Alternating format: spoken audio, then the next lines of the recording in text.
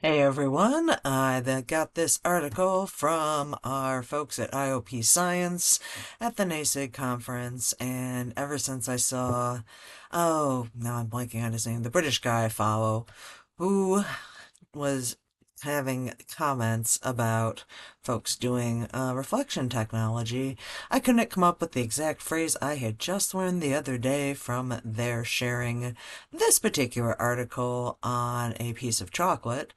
But the phrase I wanted was a stratospheric aerosol injection, because that is what exactly they're doing to our environment, or at least proposing to do to our environment. So let's look a little bit closer at this lovely open access letter. I'm not going to describe it as well as someone with a science background, so if you have a science background, feel free to make comments and help enlighten me. But this study is about, sorry, I got the little icon in the way, luxury crops such as grapes, coffee, and cacao, which is where chocolate comes from, have immense economic and cultural importance in many regions. Climate change is affecting growing conditions across the globe, and natural climate variability may exacerbate, aka worsen, the impact of increasing temperature and shifting precipitation patterns, aka rain.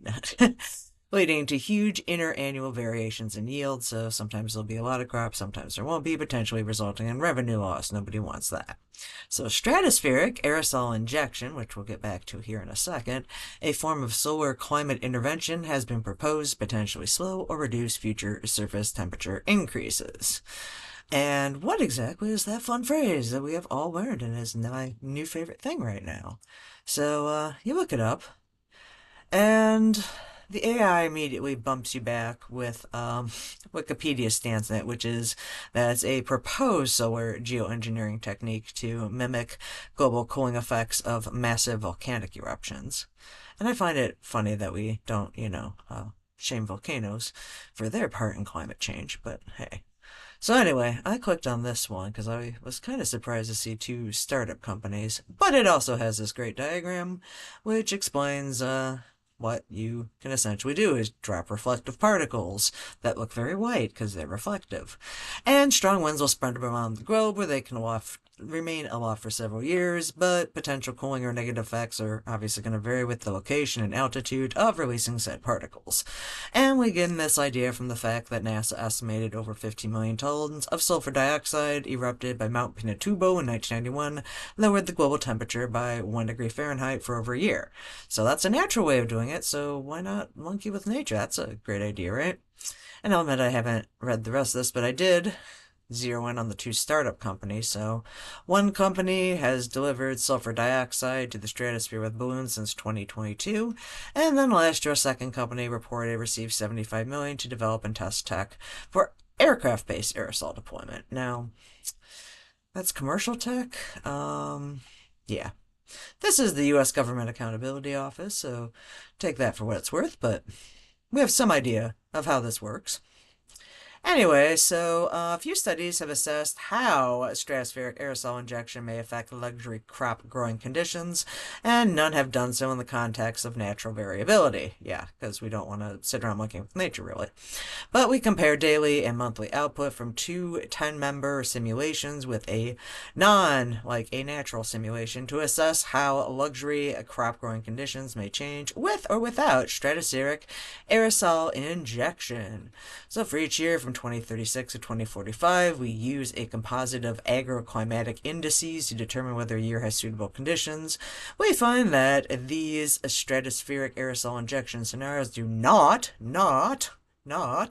robustly preserve luxury crop growing conditions despite stabilizing or reducing surface temperature increases compared to a scenario without the stratospheric aerosol injection, aka the normal world.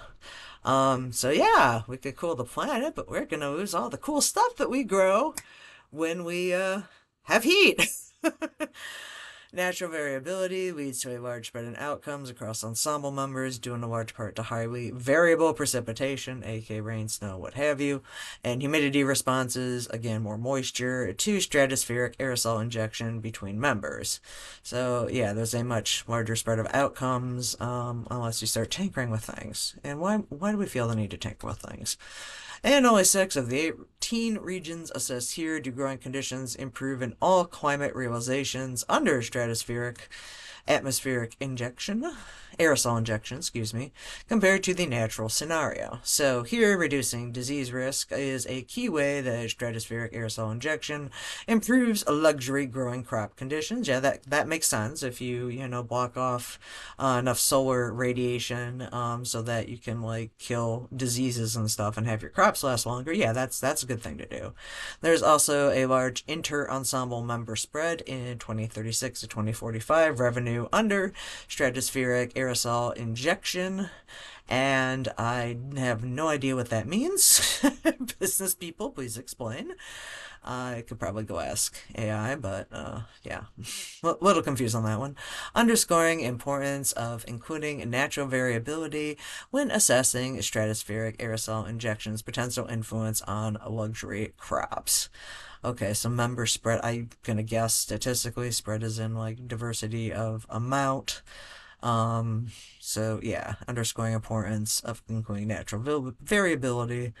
So I guess you could get less of a risk, but it wouldn't be as likely to give you more as much of a profit. I don't know. I don't know if I'm reading that right. Again, business people, please speak up now.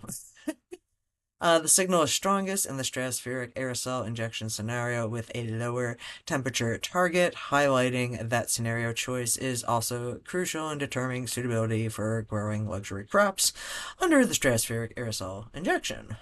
Okay, so signal is strongest in the scenario with the lower temperature target. Okay, so yeah, we're probably going to lose all of our fun things like wine, coffee, which we like, and most of the Western world runs on, and chocolate, which most of us ladies like.